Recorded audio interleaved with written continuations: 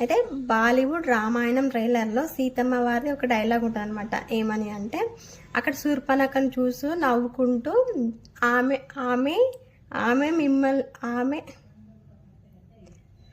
ఆమె మిమ్మల్ని చూసి మోహిస్తుంది అని చెప్పేసి అది చెప్తుంది అనమాట.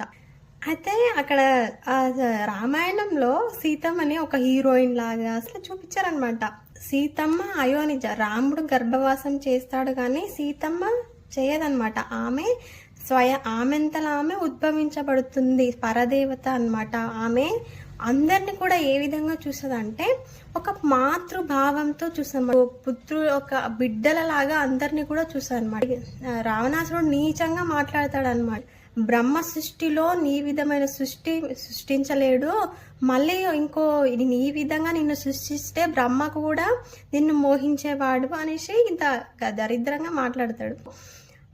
నిన్ను నీ శరీరంలో ఎక్కడ చూసినా కూడా నా కన్ను అక్కడనే ఆగిపోతుంది అని చెప్పేసి ఈ విధంగా మాట్లాడతాడు అనమాట.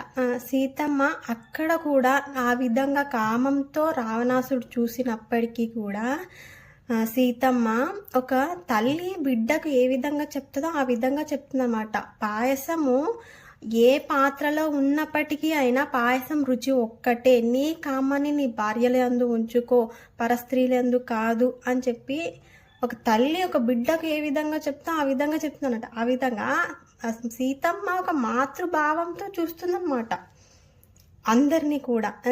రాముడు పరస్త్రీలందరినీ కూడా ఒక మాతృభావంతో పరదేవత సమానంగా చూస్తాడనమాట. సీతమ్మ పరపురుషులందరినీ కూడా సీతమ్మ తన బిడ్డలలాగా చూస్తున్నమాట, మాతృ ప్రేమతోటి. ఆ భావము కనిపించాలన్నమాట కళ్ళల్లో. సీతమ్మ క్యారెక్టర్ ఒక జగత్తుకు మాత అనమాట. అంత అద్భుతంగా ఉంటుంది అనమాట అమ్మ క్యారెక్టర్.